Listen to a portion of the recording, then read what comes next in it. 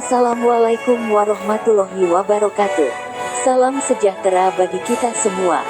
Kepada para pihak berperkara, keluarga para pihak dan seluruh pengunjung Mahkamah Syariah Kota Subulu Salam.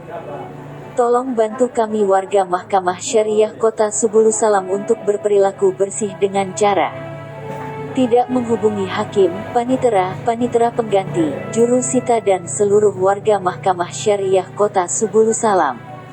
Untuk tidak menerima tip, sogokan, suap, pemberian atau janji dalam bentuk apapun juga. Dan apabila ada yang mengatasnamakan hakim, panitera pengganti, juru sita atau pegawai Mahkamah Syariah Kota Subulu Salam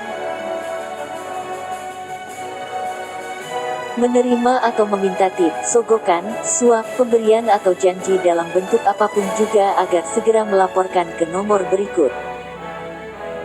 1.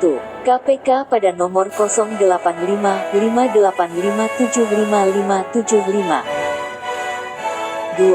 Badan Pengawasan Mahkamah Agung Republik Indonesia pada nomor 021255783000.